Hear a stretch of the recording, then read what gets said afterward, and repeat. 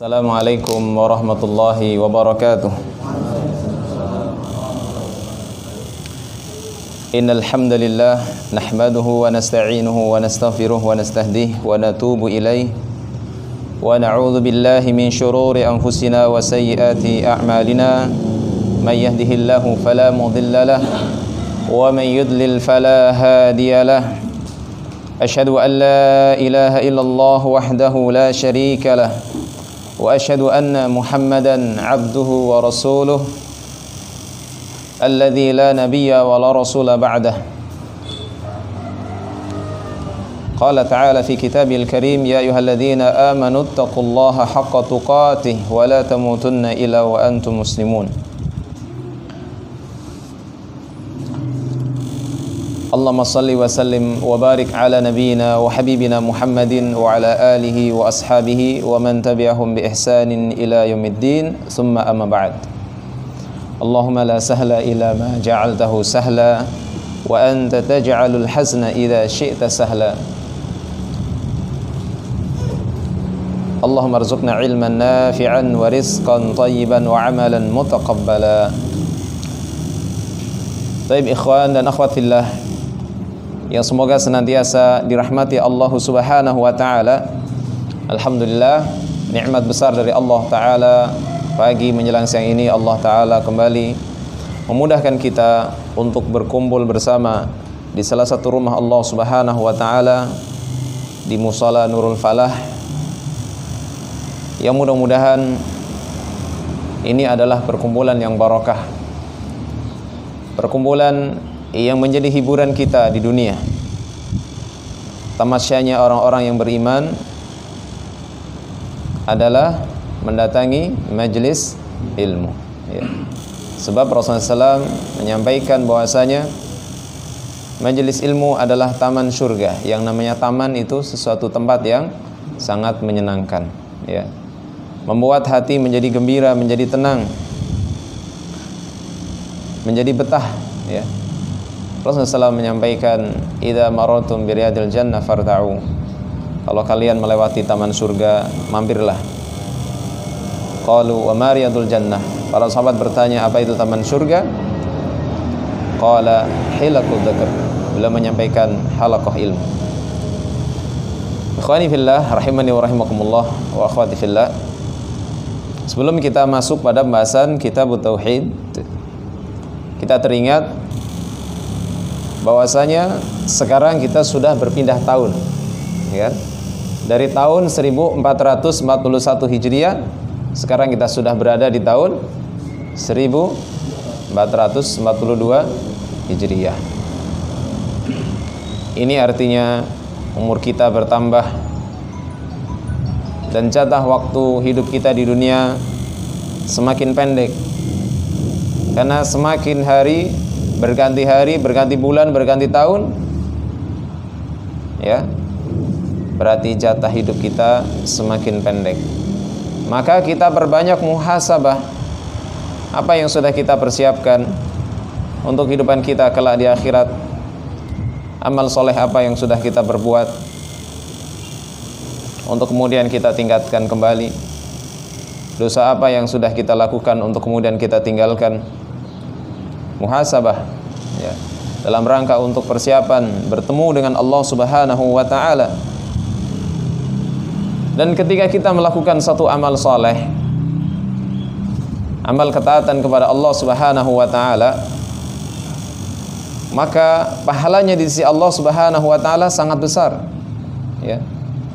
Di dalam Al-Qur'an surat Al-Muzammil ayat 20, Allah Subhanahu wa taala firmankan, "Wa ma tuqaddimu li anfusikum min khairin tajiduhu 'indallah huwa khairan wa 'azama ajra."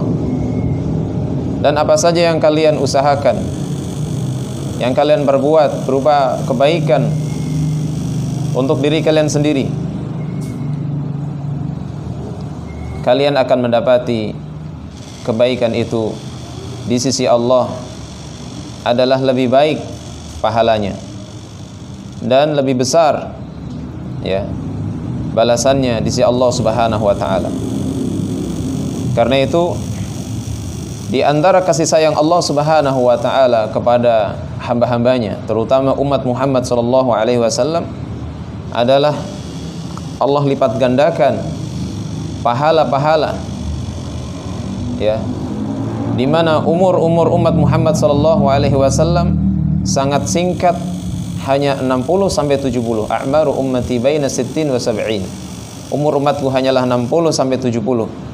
Tapi umur yang singkat ini pahalanya mengalahkan umat-umat sebelumnya, ya. Itu di antara kasih sayang Allah Subhanahu wa taala kepada umat akhir zaman kita semuanya. Maka kita berusaha untuk beramal saleh, memperbanyak amal-amal ketaatan kepada Allah Subhanahu wa taala, terlebih di bulan-bulan yang mulia. Di antaranya disebutkan dalam surat At-Taubah ayat 36, Allah Subhanahu wa taala berfirman, "Inna iddatash syuhuri 'indallahi 12 syahran." Sesungguhnya bilangan bulan di sisi Allah itu ada berapa? 12 bulan, ya. Fi kitabillah, di dalam ketetapan Allah Subhanahu wa taala, yauma khalaqas samawati wal arda, yaitu ketika Allah Subhanahu wa taala, pada hari ketika Allah menciptakan langit dan bumi, ya. Minha arba'atun hurum, di antaranya ada 4 bulan yang mulia, ya. Disebut ashhurun hurum, minha arba'atun hurum, di antaranya ada 4 bulan yang haram, yang mulia. Dan dijelaskan di dalam hadis yang sahih bahwasanya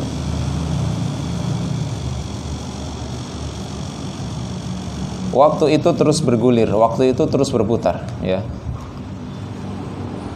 Al-waqtu qad istadara, waktu itu terus berputar, ya. Dan bulan di sisi Allah Subhanahu wa taala ada 12 bulan, ya. Ada 12 bulan, minha arba'atun hurum, di antaranya ada 4 bulan yang mulia. Dan Rasulullah sallallahu alaihi wasallam menyebutkan salasatun mutawaliyat, ada 3 bulan yang berurutan, yaitu Dzulqa'dah, Dzulhijjah wal Muharram, ya. Dzulqa'dah, kemudian Dzulhijjah, kemudian Muharram. Kemudian Rasulullah menyebutkan wa Rajab Mudhar, dan bulan Rajab alladzi baina Jumada wa Sya'ban, yaitu bulan yang terletak antara Jumada dan bulan Sya'ban. Nah, 4 bulan ini adalah bulan yang mulia di sisi Allah Subhanahu wa taala, di mana Allah Subhanahu wa taala mengistimewakan bulan-bulan tersebut. Allah Subhanahu wa taala melipat gandakan pahala di bulan tersebut, dan Allah Ta'ala tidak mengizinkan hamba-hambanya untuk berperang di bulan tersebut, ya. Dan di bulan-bulan itu kita dianjurkan untuk memperbanyak amal-amal saleh, memperbanyak ketaatan kepada Allah Subhanahu wa taala. Dan di antara bentuk kita mengagungkan bulan tersebut, di antaranya bulan Muharram yang ada sekarang ini, yang kita sekarang berada di bulan ini, yaitu kita melakukan puasa, ya.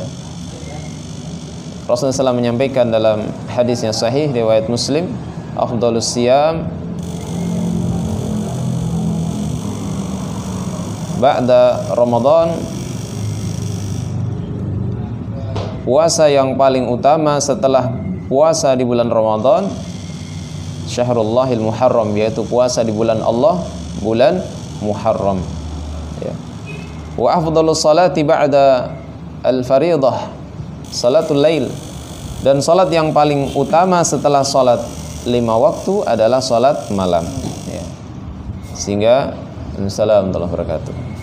Kedudukan puasa di bulan Muharram ini adalah sangat utama, ya. Keutamaannya di sisi Allah setelah puasa Ramadan, ya. Karena kalau puasa Ramadan kan puasa wajib, ya, menjadi bagian daripada rukun Islam. Kewajiban seorang muslim yang beriman kepada Allah diantaranya adalah menjalankan ibadah puasa di bulan Ramadan, ya. Dan puasa setelah Ramadan yang paling utama adalah puasa di bulan Allah, bulan Muharram, yaitu pada tanggal berapa? 10 ya.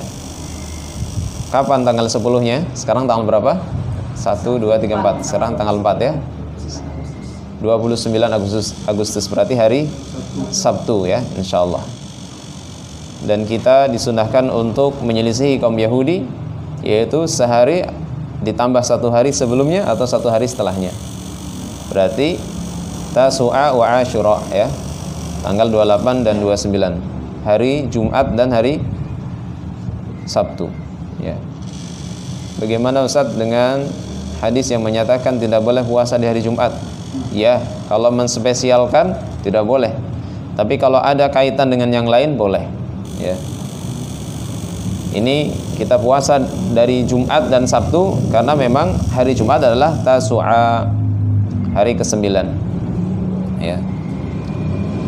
Dan Rasulullah sallallahu alaihi wasallam sangat bersemangat untuk menyelisihi kaum siapa? Yahudi. Kenapa? Karena orang-orang Yahudi adalah orang-orang yang divonis maghdub, ya kan? Di dalam surat apa? Al-Fatihah. Orang-orang Yahudi divonis maghdub, yaitu mereka adalah orang-orang yang dimurkai oleh Allah Subhanahu wa taala.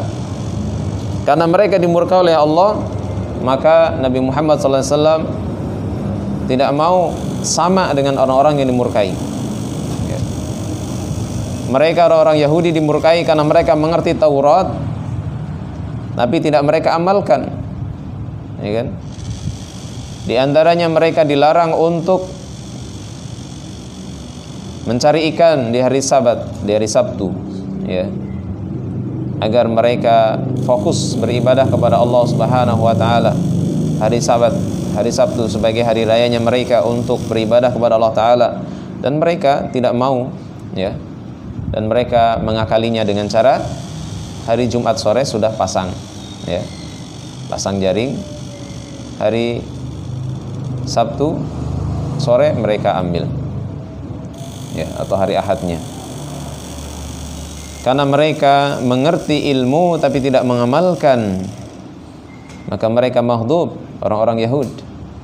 Dan Rasulullah SAW tidak mau sama dengan orang-orang yang dimurkai oleh Allah Subhanahu wa ta'ala. Maka beliau ingin menyelisihi dengan orang-orang Yahudi, di mana orang Yahudi ketika mendapati hari ke-10 bulan Muharram mereka merayakannya dan mereka berpuasa. Ketika Rasulullah SAW sampai ke Madinah, ya kan, Rasulullah SAW mendapati orang-orang Yahudi sedang berpuasa, maka ditanya, sebab apa kalian berpuasa? Kata orang Yahudi,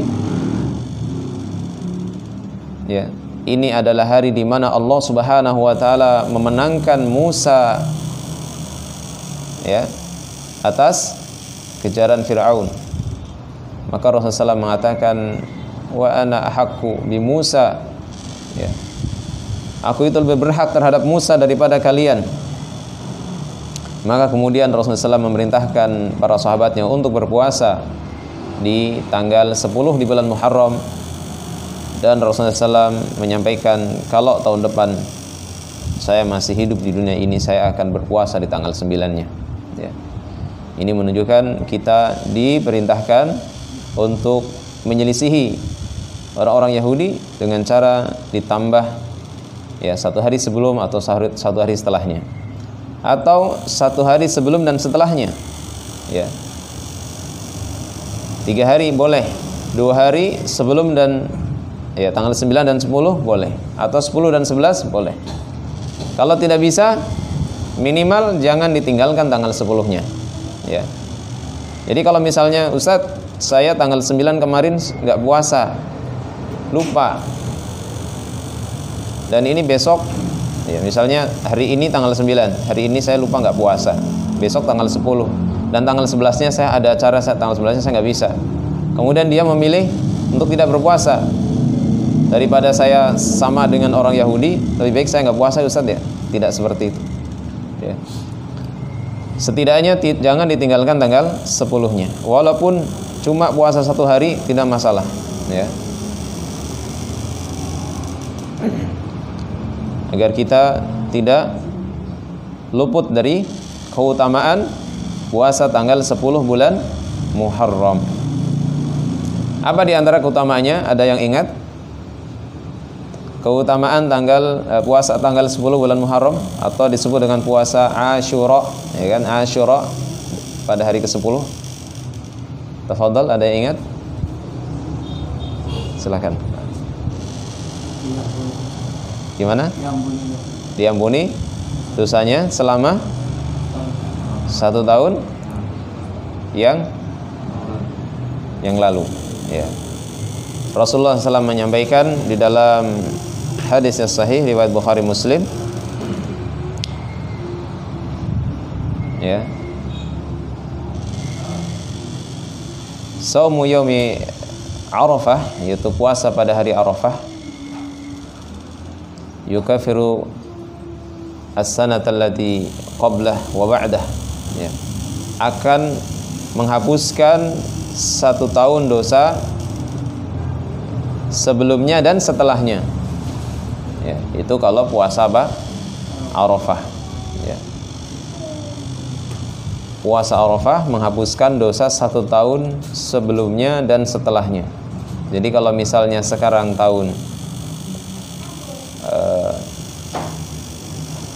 1442, ya, atau kemarin kita puasa Arafah pada tahun 1441 Hijriah,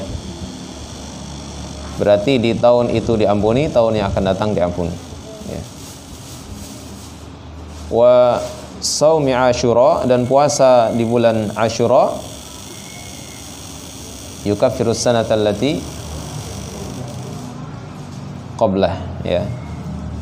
Dan puasa di hari Asyura, yaitu pada hari ke-10 di bulan Muharram ini, akan menghapuskan dosa 1 tahun sebelumnya, ya. 1 tahun sebelumnya, berarti setahun yang lalu, ya. Masya Allah, ini adalah bentuk kasih sayang Allah Subhanahu wa ta'ala kepada kita. Hanya dengan puasa 1 hari menghapus dosa 1 tahun sebelumnya, ya. Maka kita mohon taufik kepada Allah Subhanahu wa ta'ala, semoga Allah teguhkan kita di atas hidayah Islam dan iman, dan Allah Ta'ala mudahkan kita untuk menjalankan ketaatan kepada Allah, bisa berpuasa di tanggal 10 bulan Muharram ini insyaallah, ya. Karena kita tidak bisa beramal soleh kecuali dengan taufik dan pertolongan dari Allah Subhanahu wa ta'ala, ya. Tidak ada satupun amal soleh yang bisa kita lakukan kecuali semuanya atas pertolongan dari Allah Subhanahu wa ta'ala. Nah, taib ikhwan fillah, kita lanjutkan pada kitab Tauhid karya Syekh Shalih Fauzan Al-Fauzan hafizahullahu ta'ala. Kemarin kita membahas tentang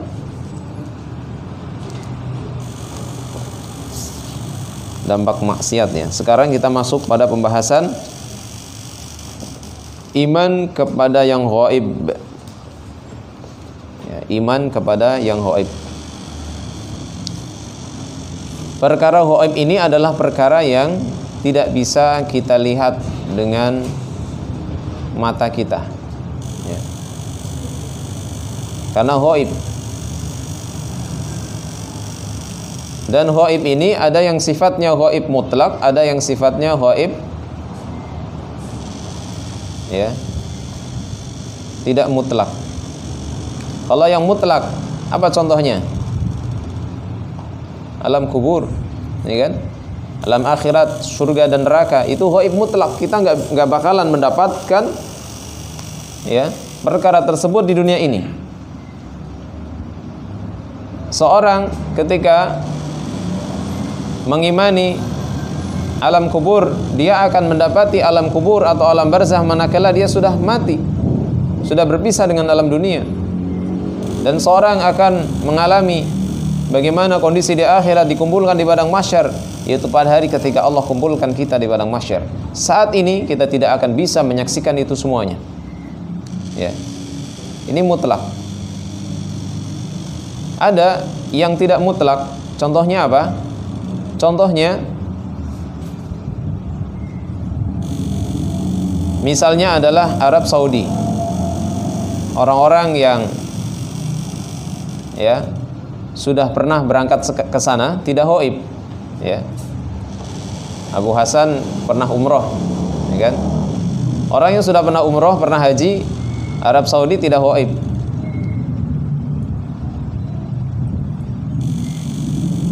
Tapi kita yang belum pernah ke sana, kita belum tahu seperti apa situasinya, ya. Dan kita sekarang yang ada di sini, Arab Saudi juga ghaib bagi kita. Kenapa? Karena kita tidak ada di sana. Arab Saudi, kota Mekah, Madinah itu tidak ghaib manakala kita sudah ada di sana, ya, nyata di depan mata, ya. Nah, itu contohnya. Termasuk rumah kita nih yang sedang kita tinggalkan dan kita datang ke majelis ilmu di sini, rumah kita ghaib, nggak kelihatan dari sini, ya kan? Itu tidak mutlak. Adapun khabar-khabar yang Allah Subhanahu wa taala kabarkan dalam Al-Qur'an atau yang Rasulullah SAW kabarkan dalam sabdanya tentang hari akhir, itu adalah ghaib yang mutlak, yang tidak bisa ya diindra, tidak bisa diketahui dengan akal sehat. Kita hanya mengimaninya, percaya saja dari khabar-khabar yang disampaikan oleh lisan Rasulullah SAW dan yang disampaikan oleh Allah Ta'ala dalam firman-Nya dalam Al-Quranul Karim. Kita mengimaninya dengan sepenuh keyakinan. Kenapa? Karena kita mengimani penyampainya. Siapa penyampainya? Rasulullah SAW, utusannya, ya. Kemudian karena kita mengimani Al-Quran, Quran yang kita baca, sampai itu ayat-ayat Al-Quran pada kita. Ketika kita mengimani Al-Quran, maka kita mengimani isi yang ada di dalam Al-Quran, ya. Sehingga seorang mukmin, seorang yang beriman, dia beriman dengan perkara yang ghaib dengan haqqul yakin, dengan sepenuh keyakinan. La raiba fi, tidak ada keraguan padanya. Sebagaimana Al-Quran juga tidak ada keraguan padanya. Alif lam mim, dzalikal kitabu la raiba fi, itulah Alkitab yang tidak ada keraguan padanya. Hudal lil muttaqin, sebagai petunjuk bagi orang-orang yang bertakwa. Siapa yang bertakwa? Alladzina yu'minuna bil ghaibi, itu kan? Orang-orang yang mereka beriman kepada perkara yang ghaib. Wa yuqimunas salata wa mimma razaqnahum yunfikun, dan mereka mendirikan salat dan mereka menginfakkan dari apa yang kami rizkikan kepada mereka. Kalau bagi orang-orang kafir mungkin sesuatu yang sifatnya khayalan. Bagi orang-orang kafir, surga neraka bagi mereka apa? Iya, ada, ya kan? Makanya kenapa ada orang-orang yang kemudian menyepelekan perbuatan dosa karena dosa itu tidak kelihatan, ya kan? Ketika misalnya di kantor, di perkantoran, ya, diajak sholat jamaah tidak mau. Saya pernah mendapati kisah nyata, ya. Ini nyata. Orang mancing, kan banyak orang suka mancing, ya kan? Mancing mungkin di sungai, mungkin di laut, gitu kan? Di mana yang daerah sini tuh, di Pulau Tuntung Jawa atau mana ya? Ya, banyak yang suka mancing. Begitu jamnya sholat, diajak sholat nggak mau, ya. Asik saja mancing, ya. Kenapa menyepelekan seperti itu? Karena dosa nggak terlihat, ya. Siksa kubur nggak terlihat, api neraka nggak terlihat. Kalau saja siksa kubur ini terlihat, terdengar, niscaya tidak ada orang-orang kafir, tidak ada orang-orang yang bermaksiat. Rasulullah SAW mengkhabarkan bahwa siksa kubur didengar oleh sebagian hewan-hewan, diantaranya adalah ayam, ya, atau hewan-hewan yang lain yang Allah izinkan untuk mendengar bagaimana dahsyatnya jeritan-jeritan penderitaan orang-orang yang disiksa dalam kubur, ya. Kalau saja manusia itu mendengar, melihat bagaimana bentuk siksa di alam kubur, siksa neraka, dan dia lihat dengan mata kepalanya, tentu tidak ada yang kafir, semuanya beriman kepada Allah Ta'ala. Ya. Makanya beriman kepada yang ghaib ini adalah ciri orang-orang yang beriman. Adapun orang-orang yang tidak beriman, maka sulit untuk mereka mengimani yang ghaib. Makanya Abu Bakar As-Siddiq radhiyallahu anhu, dan beliau diakui orang yang paling hebat keimanannya, paling besar keimanannya setelah Nabi SAW. Orang yang paling mirip dengan Nabi SAW adalah Abu Bakar As-Siddiq. Paling tebal keimanannya dibanding para sahabat yang lain. Dan beliau adalah as-sabiqunal awwalun, seorang sahabat yang pertama kali beriman. Begitu sampai berita bahwasanya Nabi SAW telah Isra wal Mi'raj dalam satu malam, ya kan?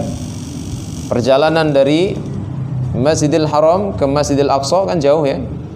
Masjidil Haram di Makkah, Masjidil Aqsa di Palestina. Sesudah itu apa? Naik ke Sidratul Muntaha, yaitu puncaknya langit, di atas langit yang ketujuh. Jadi langit itu kan ada 7 lapis. Lapis pertama, lapis kedua, lapis ketiga, terus sampai lapis ketujuh. Nah, di atas langit ketujuh itu namanya Sidratul Muntaha. Di atas Sidratul Muntaha adanya air, di atas air ada arsy, ya. Dan Nabi hanya sampai pada puncaknya langit, tidak bisa tembus di atasnya lagi, ya. Itu sudah tertingginya yang bisa yang kemudian Allah izinkan Nabi SAW untuk sampai ke sana, dan itu dalam waktu 1 malam. Ini ghaib, ya kan? Seolah-olah mustahil masa 1 malam. Apalagi ke langit ketujuh. Dari Mekah ke Palestina saja nggak mungkin 1 malam, ya. Tapi karena saking besarnya keimanan Abu Bakar As-Siddiq, maka beliau meyakininya dengan sepenuh keyakinan. Dan inilah ciri orang-orang yang beriman, ya. Meyakini, mengimani perkara yang ghaib, ya.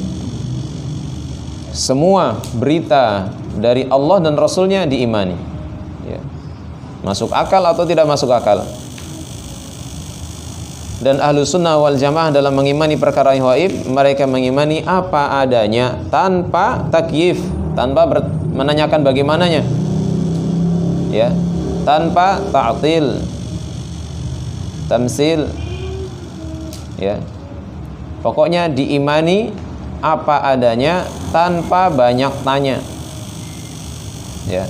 Sesuatu yang tidak bisa dijangkau oleh indera, kemudian tidak diakal-akal sendiri. Sebagian manusia mereka mengakal-akal berita-berita yang sampai kepada kita yang itu di luar jangkauan indera kita, ya. Dan ciri khas ahlu sunnah tidak mau mengakal-akal dengan logika. Ini ciri khas ahlu sunnah wal jamaah. Maka kalau ada orang mengaku ahlu sunnah wal jamaah kemudian dia mengakal-akal dengan akalnya yang terbatas, kita pertanyakan, jangan-jangan dia bukan ahlu sunnah wal jamaah. Misalnya dalam perkara ketika Rasulullah SAW menyampaikan bahwasanya Allah Subhanahu wa ta'ala turun ke langit dunia setiap malam di 1/3 malam yang terakhir, ya kan? Sebagian orang yang mereka mengaku aswaja mengakal-akal dengan akal mereka yang terbatas. Katanya, nanti gimana kalau Allah turun ke dunia, harus ditinggal dong, kosong, ya. Subhanallah, dikiranya Allah itu kecil, ya kan? Dipikir dengan akal yang terbatas. Ketika Allah Subhanahu wa ta'ala mampu memberikan rizki untuk seluruh makhluknya di dunia ini yang sangat luas, bagi kita kan sangat luas, ya kan? Miliaran makhluknya, dari kalangan manusia, jin dan hewan, semuanya mendapatkan jatah rizki dari Allah Subhanahu wa ta'ala. Itu mudah bagi Allah, ya. Maka turun ke langit dunia di setiap 1/3 malam yang terakhir, itu mudah bagi Allah. Kita tidak perlu menanyakan seperti apa, bagaimana turunnya, itu kuasa Allah Ta'ala, hanya Allah yang tahu, ya. Maka ketika kita sampai kepada kita bahwasanya Allah turun, ya kita imani Allah turun ke langit dunia. Seperti apa turunnya? Wallahu a'lam. Ketika Allah Ta'ala nyatakan bahwasanya Allah beristiwa di atas arsy, maka kita imani Allah beristiwa di atas arsy. Sebagian orang yang bingung, yang mengaku aswaja, mengatakan Allah itu ya maujudun bila makanin. Allah itu ada tanpa tempat, tanpa arah, tidak di depan, tidak di belakang, tidak di kanan, tidak di kiri, tidak di atas, tidak di bawah, ya. Dan ini mereka gembar-gemborkan, katanya inilah akidah aswaja. Subhanallah. Akidah Ahlussunnah wal Jamaah meyakini Allah itu ada di atas. Allah itu ada di langit. Allah itu beristiwa di atas arsy. Betapa banyak dalil-dalil menunjukkan perkara itu, ribuan. Ya, kalau mau kita cari ribuan dalil. Dari dalil yang sederhana saja yang tidak bisa dibantah, ya. Di antaranya ketika kita sujud, apa yang kita baca? Subhana rabbiyal a'la. Maha suci Tuhanku yang maha tinggi. Nah, di situ ada al-a'la, maha tinggi. Kalau maha tinggi, tinggi itu di bawah atau di atas? Di atas, ya. Maka menunjukkan Allah itu di atas. Berarti Allah bertempat di atas, ya. Makhluknya saja bertempat, ya kan? Makhluknya saja bertempat. Kita manusia bertempat di muka bumi ini, dan Allah bertempat di atas, yaitu di mana? Di langit, di arsy. Bukti yang lain ketika Nabi SAW bertanya kepada budak wanita, "Aina Allah?" Di mana Allah? Kata budak tersebut, "Allah fis sama," Allah di langit. Rasulullah membenarkan dan malah menyuruh kepada tuannya, "I'tikha fa innaha mu'minah." Bebaskan dia karena dia seorang yang beriman. Ini dalil. Rasulullah SAW Isra, kemudian Mi'raj. Mi'rajnya kemana? Ke atas, Sidratul Muntaha. Berarti Allah di atas. Kemudian di sana Allah Ta'ala menyuruh langsung, memberikan wahyu langsung kepada nabinya untuk menjalankan sholat 5 waktu, yang awalnya adalah 50 waktu, ya kan? Kemudian ketika turun di langit berikutnya, ketemu dengan beberapa para nabi, di antaranya Nabi Ibrahim, Nabi Musa, Nabi Isa.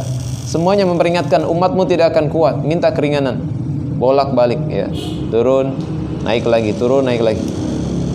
Sampai akhirnya dari 50 menjadi 5 waktu saja, ya. Dan masih banyak lagi dalil-dalil yang lain, ya. Di antaranya Allah nyatakan, ya, fawqa ibadih, Allah di atas hamba-hambanya.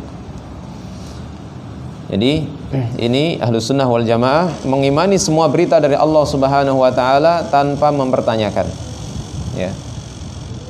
Dan mereka mengimani yang ghaib ataupun yang hadir. Dan mereka orang-orang beriman berbeda dengan orang-orang munafikin.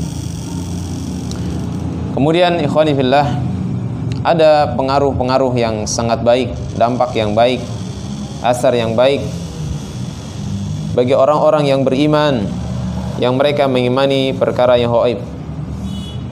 Apa pengaruhnya? Pengaruh yang pertama, orang yang mengimani perkara yang ghaib, mereka akan ikhlas di dalam beramal.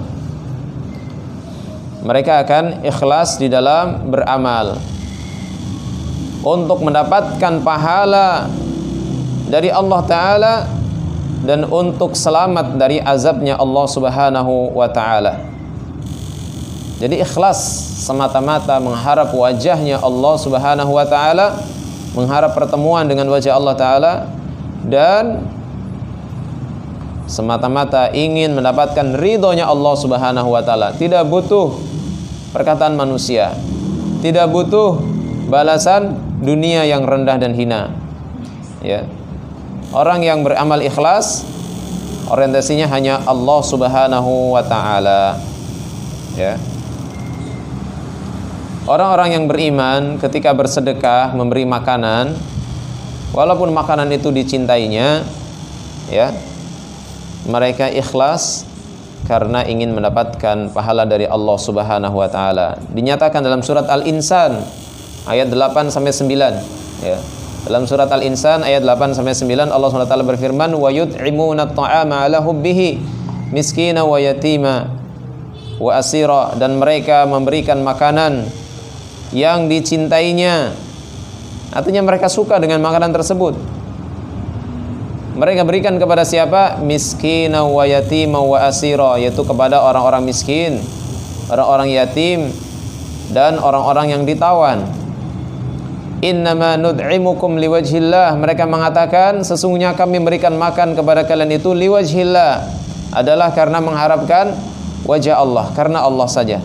La nuridu minkum jazaa'a wala syukura. Kami tidak menginginkan dari kalian balasan ataupun ucapan terima kasih, enggak ya. Ini semata-mata karena ingin ridhonya Allah taala ya. Inilah mereka orang-orang yang beriman, yang mereka beramal dengan keikhlasan karena mereka yakin mengimani perkara gaib, mereka yakin ada neraka, ada surga. Maka mereka ketika beramal, ketika bersedekah, memberi makanan, ikhlas karena Allah Subhanahu wa taala ya. Memberikan makanan yang mereka cintai. Mereka mencintai makanan tersebut ya. Ada kisah, saya teringat dengan kisah salaf. Kisah salaf, saya lupa namanya.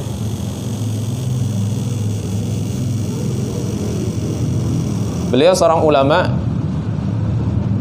dan suatu ketika istrinya masak suatu makanan yang sangat lezat, yang bahan-bahannya pun mahal ya. Mungkin ada zaitun, ada apalagi, ada kismis, ada kurma dan sebagainya yang mahal-mahal. Gandumnya pun juga yang mahal. Bikin roti dengan bahan-bahan yang mahal, dengan cara masaknya pun lama, spesial buat suaminya. Ketika makanan sudah siap dimakan dan hendak dimakan ya, kemudian apa? Tiba-tiba ada orang yang mengetuk pintu rumah. Dan kemudian si anak diperintahkan, "Wahai anakku, semoga Allah memberkahimu, semoga Allah merahmatimu. Coba dibuka. Ada siapa? Barangkali dia butuh makanan." Ternyata apa? Orang gila ya. Ternyata orang gila. Lalu apa yang dilakukan oleh ulama tersebut? "Wahai anakku, berikan makanan ini kepada orang gila tersebut." Bayangkan, ini orang yang beriman. Di depannya ada makanan yang dia sukai, mahal bahan-bahannya, bikinnya pun lama. Dia ingin memakan dan ingin menghargai masakan istrinya, ya kan? Mau dimakan dengan anaknya. Dan setelah itu apa? Ternyata orang gila ini juga tahu makanan enak, ya kan? Dimakanlah habis, ya, tak tersisa. Maka si anak dalam kondisi kecewa, dan ini termasuk di antara adab yang baik, kebiasaan yang baik adalah seorang ayah yang terus mendoakan anaknya. "Wahai anakku, barakallahu fiik." Ya, rahimakallah. "Wahai anakku, semoga Allah memberkahimu, semoga Allah merahmatimu." Di saat anak kecewa pun demikian. Ya, si anak itu mengatakan, "Wahai ayahku, semoga Allah memberkahimu, semoga Allah merahmatimu." Kenapa ayah berikan makanan itu kepada orang gila? Ya. Kenapa ayah tidak memerintahkan saya untuk mengambil makanan di dapur yang di sana mungkin ada makanan lain? Ini kan makanan yang spesial. Ya. Kata ayahnya, itu bukan rezeki kita. Itu rizkinya orang gila. Ya. Maka ya, intinya ketika rizki itu sampai kepada kita, pasti kita makan. Ketika itu bukan rezeki kita, tidak akan dimakan oleh kita. Dan di antara faedah di sini adalah bahwasanya orang yang beriman itu memberikan makanan karena cinta. Ya. memberikan makanan yang dicintainya, ya, kepada siapapun. Nah, baik, ini faidah yang pertama. Orang yang beriman kepada yang ghaib, dia akan ikhlas dalam beramal. Faidah yang kedua atau dampak yang kedua adalah dia kuat di dalam menjalani kebenaran. Kuat di dalam menjalani kebenaran. Dia menjadi orang yang tangguh, yang pantang menyerah, orang yang dia akan istiqomah di atas kebenaran. Apapun halangan, rintangan, tidak akan menyurutkan keimanannya, tidak akan menyurutkan semangatnya. Ya, dia akan berusaha kokoh di atas kebenaran, kokoh teguh di dalam menjalani kebenaran. Ya, dia akan selalu mengatakan yang hak, dia katakan hak. Dia akan tetap mengatakan yang batil itu adalah batil. Dia tidak akan pelin-pelan, walaupun dia disogok, disuap, dia tidak akan mau. Ya, dia akan tetap mengatakan yang hak itu hak, dan akan mengajak manusia kepada perkara yang hak tersebut, dan dia akan mengatakan yang batil itu batil, dan akan memperingatkan manusia dari kebatilan tersebut.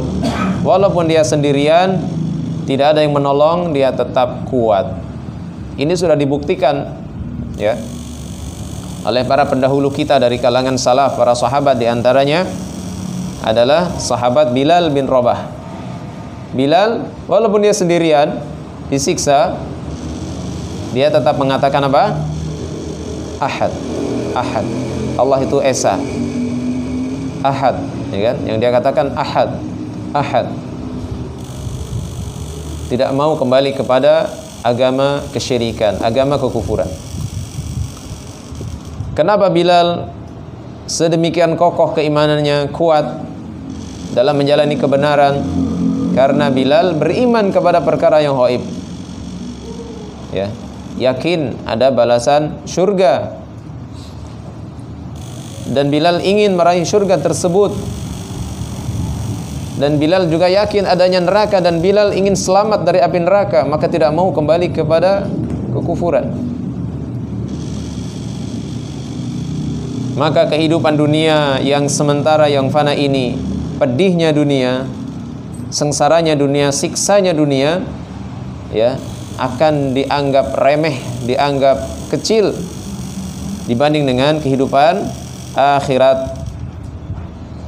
Karena itu Allah Subhanahu wa taala nyatakan di dalam Al-Qur'an bagaimana perkataan Nabi Ibrahim alaihi salam di dalam surat Al-Anbiya ayat 57 sampai 58. Nabi Ibrahim bersumpah, wa tallahi la akidanna asnamakum, demi Allah aku akan melakukan tipu daya kepada berhala-berhala kalian, bada an tuwallu mudbirin, setelah kalian pergi meninggalkannya. Jadi ketika itu kaumnya Ibrahim ada acara makan-makan dan seterusnya, ya. Lalu apa? Tempat peribadatannya itu ditinggalkan, ya kan? Tidak ada satupun orang di situ. Maka kesempatan Ibrahim untuk menghancurkan semua berhala-berhala yang mereka sembah, dan Ibrahim menyisakan satu berhala yang besar, kampaknya diletakkan di berhala yang besar. Ketika Ibrahim diadili, dan mereka memang curiga karena tidak ada orang yang benci dengan berhala kecuali Ibrahim, maka Ibrahim ditangkap dan ditanyakan, wahai Ibrahim, ini pasti kelakuanmu. Kata Ibrahim, tidak, ini bukan kelakuan saya, ini kelakuan berhala yang paling besar. Lihat, berhala yang paling besar itu dialah yang megang kampak. Kampaknya ada di berhala yang paling besar.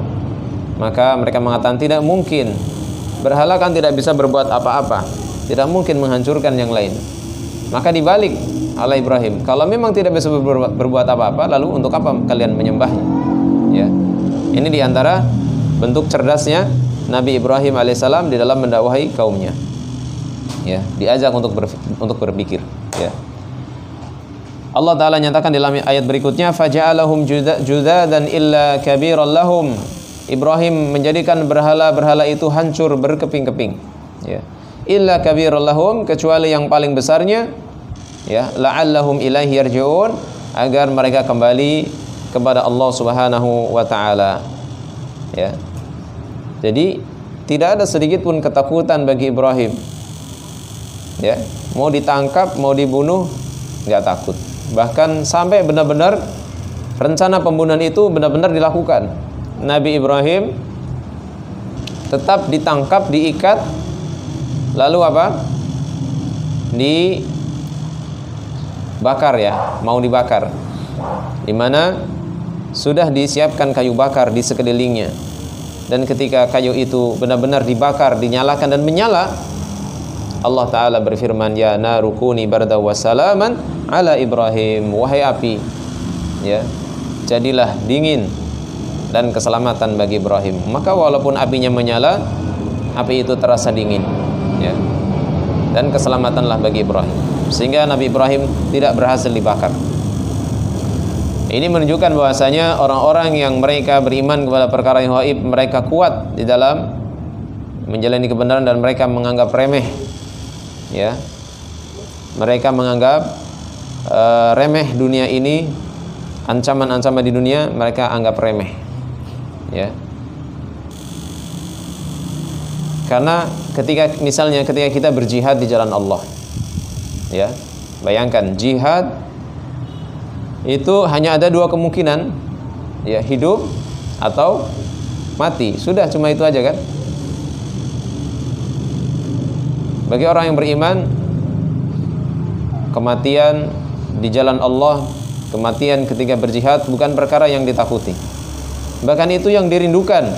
Nah, inilah bedanya dengan orang-orang kafir. Orang-orang kafir mereka walaupun masukannya banyak, mereka berperang dengan penuh ketakutan. Mereka ingin menyelamatkan nyawa mereka. Adapun muslimin, mereka malah dirindukan kematian itu, ingin mendapatkan syahid, ya, di jalan Allah Ta'ala. Nah, termasuk di antara teguhnya orang-orang beriman adalah yang dikatakan oleh tukang-tukang sihirnya Fir'aun. Tukang sihir Fir'aun yang mereka beriman mengatakan, Rabbana afrih alaina sabra wa tawaffana muslimin. Wahai Tuhan kami, limpahkan kesabaran kepada kami dan wafatkan kami dalam keadaan muslim, dalam keadaan berserah diri kepadamu. Nah, berikutnya, di antara dampak yang baik dari beriman kepada perkara yang gaib adalah menganggap hina kehidupan dunia. Menganggap hina kehidupan dunia, ya. Dan memang dunia itu adalah hina. Dunia itu rendah, dunia itu terlaknat. Ad-dunya mal'unatun wa mal'unun ma fiha. Dunia itu terlaknat dan terlaknat seluruhnya yang ada di dalam dunia ini kecuali 4, kata Nabi. Yaitu apa? Illa zikrullah, kecuali zikir kepada Allah. Zikir kepada Allah berarti kalimat-kalimat zikir. Tasbih, tahmid, tahlil, takbir, ya, dan seterusnya. Zikir kepada Allah. Ini, ya, pengecualian. Selain zikir terlaknat. Kemudian apa lagi selain zikir? Wa mawalah, ya, dan orang-orang yang senantiasa berzikir. Wa aliman, dan orang alimnya, ulamanya. Wa muta'alliman, dan orang-orang yang belajar, muta'alliman, talibul ilm. Jadi 4 ini, kalimat zikir, orang yang berzikir, orang yang alim, dan orang yang belajar. Ini yang dikecualikan dari yang terlaknat. Maka dunia ini rendah, dunia ini hina, dunia ini terlaknat. Maka kita tidak butuh dengan dunia. Kita butuhkan adalah akhirat.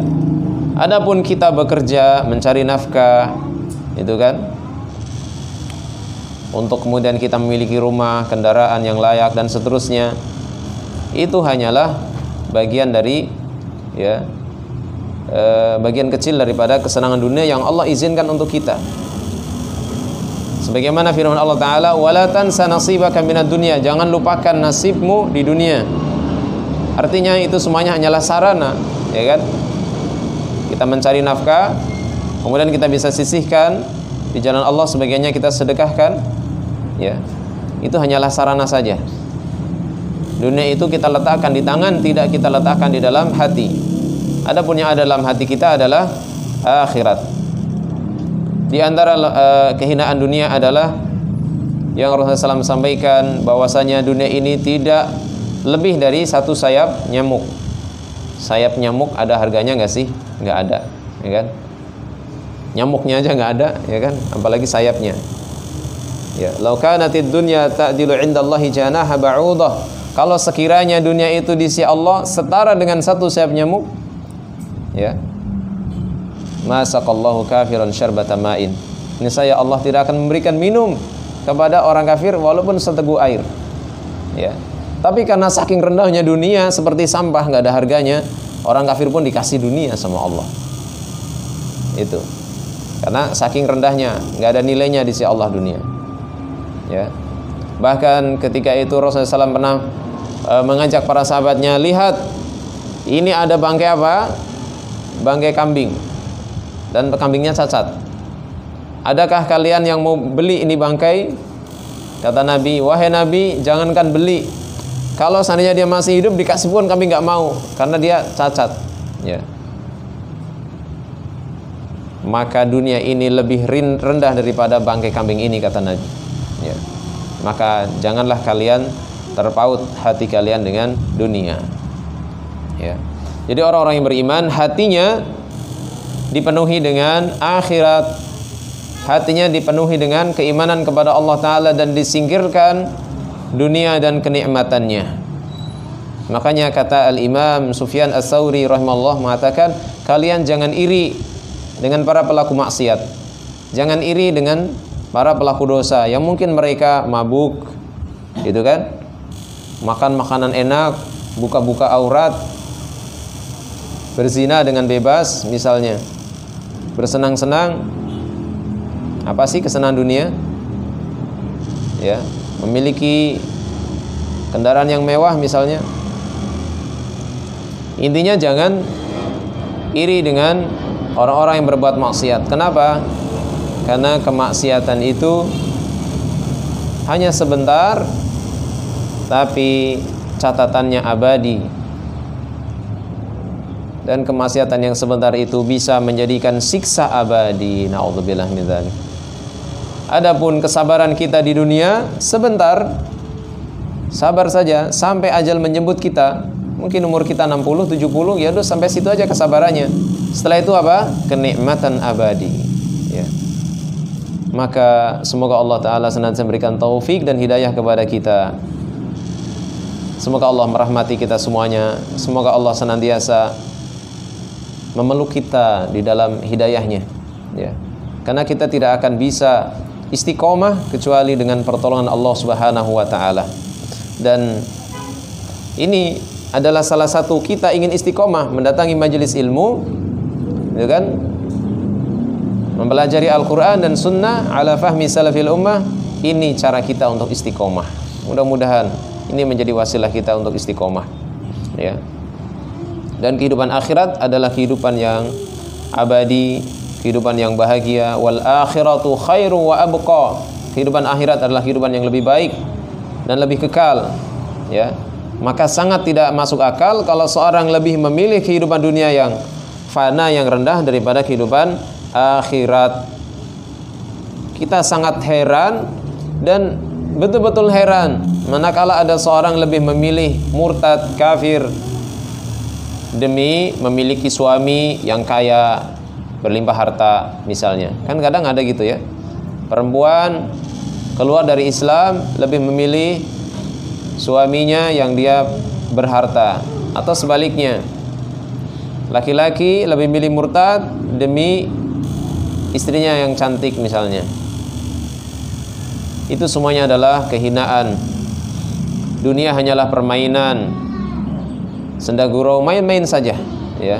Kehidupan dunia, kehidupan akhirat itulah kehidupan yang sungguhnya. Allah Ta'ala nyatakan dalam surat Al-Ankabut ayat 64, wa ma hadhil hayatud dunya illa lahu wa la'ibun. Tidaklah kehidupan dunia ini kecuali hanyalah senda gurau dan permainan saja. Wa inna daral akhirata lahyal hayawan. Dan sungguh kehidupan akhirat itulah sebenar-benar kehidupan. Lau kanu ya'lamun, kalau saja mereka mengetahuinya, ya.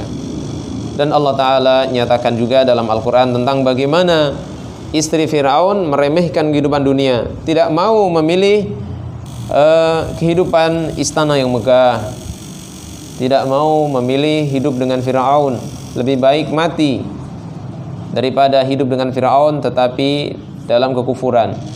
Makanya di antara doa Asiyah istri Firaun ketika disiksa, kan siksanya sangat dahsyat, ya kan? Saking dahsyatnya siksanya itu, dikisahkan di antaranya adalah tangan kanan diikat di tiang, tangan kiri diikat di tiang, kakinya juga diikat di tiang. Jadi ada 4 tiang untuk mengikat, dan dijemur, dicambuk, disiksa terus. Maka ketika mereka lelah untuk menyiksa Asiyah, di kesempatan itu ada malaikat turun dan memberikan kabar gembira kepada Asiyah akan surga. Digambarkan tentang kehidupan surga yang sangat indah. Maka ketika Asiyah melihat indahnya surga, Asiyah berdoa, ya, Rabbibni li indaka baitan fil jannah, wahai Tuhanku, bangunkan untukku rumah di surga, ya. Wa najjini min fir'auna, selamatkan aku dari Firaun, wa amalihi, dan perbuatannya. Wa najjini minal qaumi zalimin, dan selamatkan aku dari kaum yang zalim, ya. Dan kemudian Asiyah rahimahullah akhirnya berpisah dengan kehidupan dunia ini karena siksaan Firaun dan tentaranya. Baik. Satu lagi, ya. Satu lagi untuk asar atau dampak dari beriman kepada yang ghaib adalah dihilangkan dari perasaan iri dan dengki, atau hilangnya perasaan iri dan dengki. Orang-orang yang beriman kepada yang ghaib itu berusaha membersihkan hatinya untuk tidak ada sedikit pun rasa iri dan dengki kepada saudara-saudaranya yang beriman, baik kepada sesamanya talibul ilmi ataupun kepada gurunya. Tidak ada sedikit pun rasa dengki, dibersihkan hatinya, ya. Orang yang beriman kepada yang ghaib, beriman kepada janji Allah, beriman kepada ancaman Allah, dia lebih memilih untuk mengoreksi dirinya daripada mengoreksi orang lain, ya. Dan dia ingin mendapatkan pahala dari Allah dan takut dari siksa Allah Subhanahu wa taala. Orang yang beriman kepada yang ghaib, dia selalu termotivasi hatinya untuk berbuat ihsan dan itsar. Apa itu ihsan? Ihsan adalah berbuat baik kepada orang lain. Mungkin dengan perkataannya, mungkin dengan perbuatannya, dia ingin berbuat baik, tidak mau menyakitinya, ya. Al muslimu akhul muslim. Seorang muslim adalah saudara bagi muslim yang lain, ya. La yahqiruhu wa la yadlimuhu wa la yakhdhuluhu. Seorang muslim itu tidak mau mencaci, mencela, menjatuhkan ataupun mendolimi saudaranya yang lain, ya. Ketika ada saudara yang lain menyakitinya, maka dia doakan, ya, mudah-mudahan dia dapat hidayah, mudah-mudahan Allah mengampuninya, malah didoakan, ya. Sebagaimana Rasulullah SAW ketika berdakwah ke Taif dilempari batu, ya kan?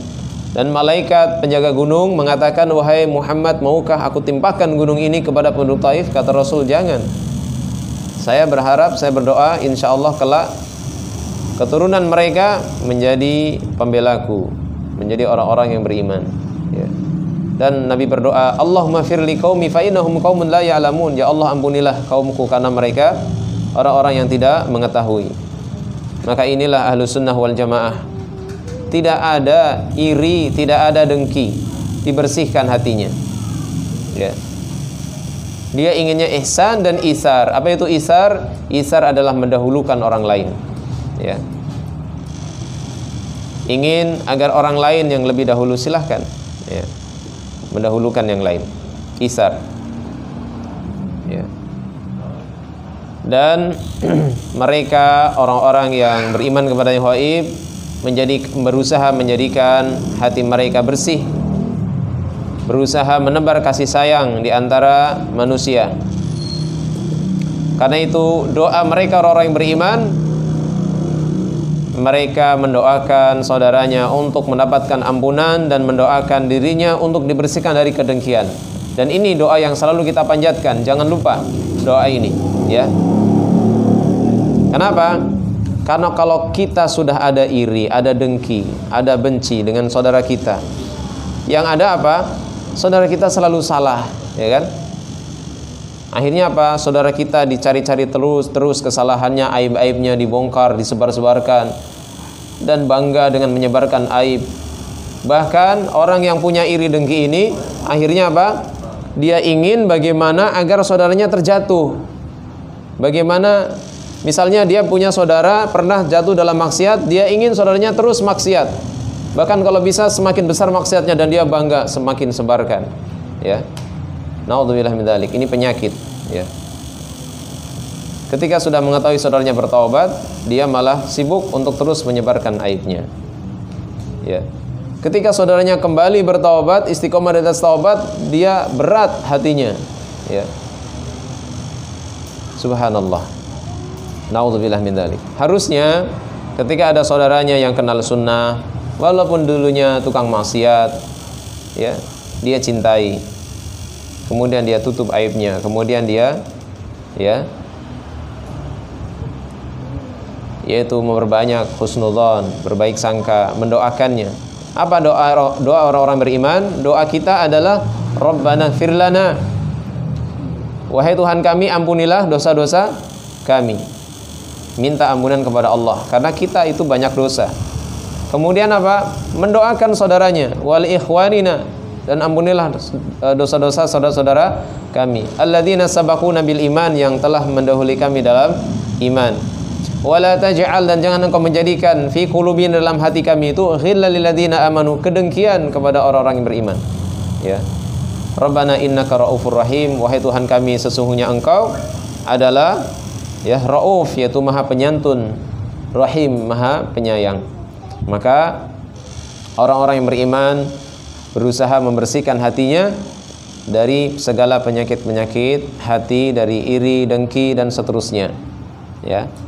Dan ini adalah sifat orang-orang yang beriman, ya. Dan iman kepada perkara yang gaib ini adalah perkara yang sangat penting, tidak boleh dianggap remeh. Ini perkara besar, ya, perkara besar. Maka hendaklah kita perbesar keimanan kita dengan perkara yang gaib agar, ya, keimanan kita semakin, ya, tinggi, keimanan kita semakin besar, dan kemudian kita dimudahkan untuk melakukan berbagai amal-amal soleh. Nampaknya sampai di sini dulu. Kitab ini kita bahas besok lagi insyaallah. Kalau ada pertanyaan silahkan, tafadhol. Barangkali ada. Nanti dulu. Enggak ada. Baik, kalau tidak ada pertanyaan, kita cukupkan sampai di sini. Subhanakallah bihamdika asyhadu an la ilaha illa anta astaghfiruka wa atubu ilaik. Assalamualaikum warahmatullahi wabarakatuh.